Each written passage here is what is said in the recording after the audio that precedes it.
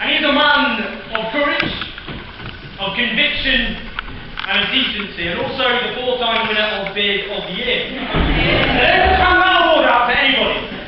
Now think about Jeremy. It has always been someone who fights for what he believes, no matter what they throw at him. And time again, he's been vindicated. He marched against Saddam Hussein in the 1980s as our governments gave them weapons as they gassed the Kurds. Tragically, he was on the right side of history. He's a man who marched for LGBT rights when he was derided as a loony left for doing so. And again, he was vindicated. He marched to say that we need negotiations in Ireland to have a lasting and a just peace. And again, he was vindicated. He said that we should not bomb Iraq and invade Iraq because the consequences would be calamitous.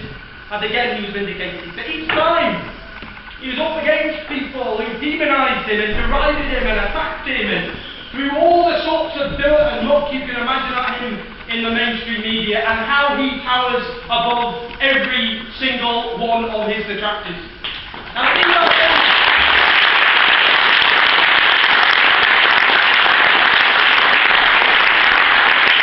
Jeremy, you'll always notice, he very rarely says I. He says we, and he doesn't mean the royal we. He means us. He means all of us. He means millions of people across this country who desperately need a voice. Because this is about far more than the Labour leadership. Far more than that. It's about building a movement, a grassroots movement, a movement from below that can transform this country. That's what it's all about. It's about a message of optimism. It's a vision full stop, and if his opponents were to take my advice, and I hope to God they do not, then they would offer some form of optimism, some sort of positivity, some sort of vision, but they don't.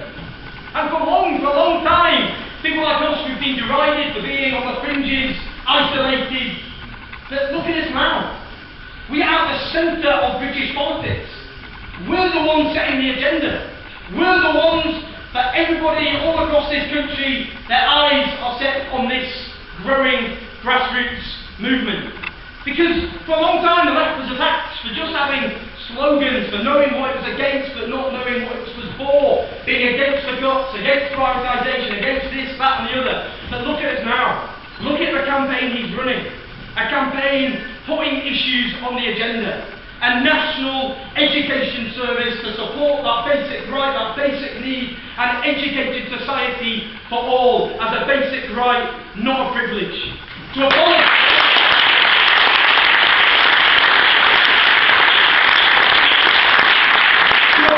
that great attack on the aspiration of an entire generation to have an education, to saddle them with debt, and he is saying no. It is a social right, and we will have a costed abolition of tuition fees in this country because we can.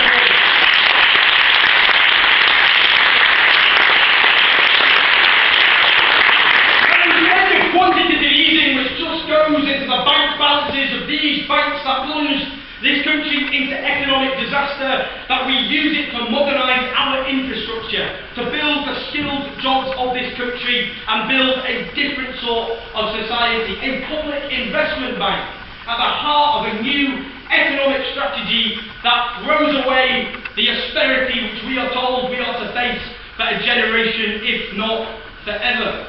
To fight for a genuine living wage, to abolish the situation where most people in poverty are in work, earning their poverty day after day. To fight for those people who are self-employed, who are people who have no basic rights like pensions and paid sick leave, let alone paid maternity leave. To fight for those people, public sector workers and private sector workers, who lack basic rights in their workplace. To build a world based on peace, not based on violence and arming vicious dictatorships which are at the very centre of international terrorism. He's offering genuine. Now friends,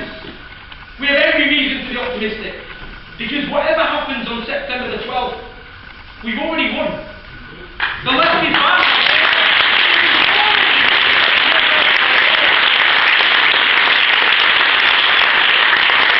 Whatever happens, we're now a political force to be reckoned with. This has been let out, this genie is out the lamp, and nobody is putting it back in. Whatever happens in the weeks ahead, this is just the beginning. Across this country of ours, in every town and city, this grassroots movement is emerging. The biggest pan-British progressive movement for a generation. And what this is doing, what this has the possibility of doing, is creating something new.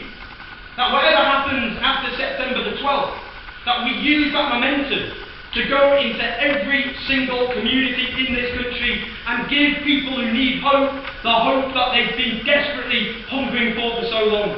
Now if he wins, and there's a good chance he'll win, though let's not be complacent, and it is the responsibility of every single one of us to recruit as many people as we can in the days that remain to get them so they can vote for Jeremy Corbyn and to convince those who are otherwise at the moment undecided. But if he wins, we've got to be ready.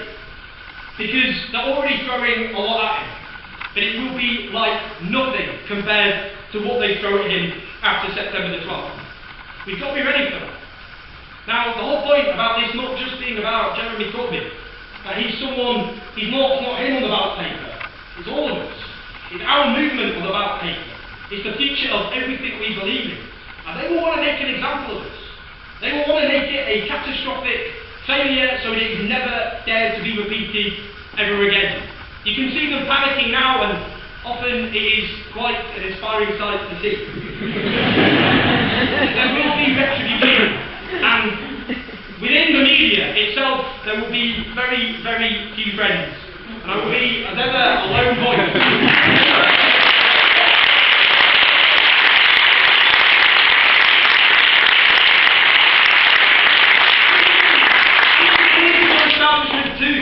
And those with ill-gotten wealth and power and privilege who will not want any of that wealth and power and privilege to be taken away from them. They will throw everything at them. So that's where we'll come in. What we will do, every single one of us, and we make this vow tonight, that we're not just going to turn up to meetings and clap and go home and pat ourselves on the back and feel inspired and do nothing. Every single one of us, whatever happens, we're going to go into those communities.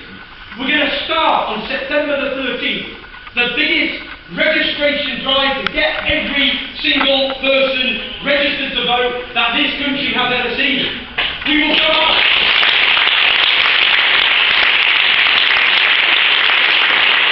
We will go to those millions of people who voted for UKIP, and we won't stigmatise those people. We won't demonise them. We will go to those working class people often who voted for UKIP and say, instead of a politics of fear, we are here to give you a politics of hope, to give you the jobs and the housing and the wages that you and your family deserve, rather than turning your fears and insecurities on those immigrants often who keep our basic public services afloat. We will give them hope, every single one of us, and we will reach out across this country, however people voted, and we'll give them hope. But we have to commit to doing that. We saw in Scotland, whatever you think about the independence campaign and referendum, they politicised that nation. Every single community in Scotland admits that democracy is in permanent decline, that people aren't engaging in politics at the moment. So look at Scotland, it tells you otherwise. We've got to do the same thing here in England and Wales. Whether it be Truro in Cornwall, whether it be the Highlands of Scotland, the big cities like Manchester and Liverpool and Birmingham and Cardiff, or those people in the countryside of this country, we will reach out to all these communities because we have to. And we will build a coalition of low-income and middle-income people alike, working people, the majority of society, the wealth creators, those who keep this country ticking day after day. So friends, let's have optimism and hope now, but never get complacent, because this is just the beginning.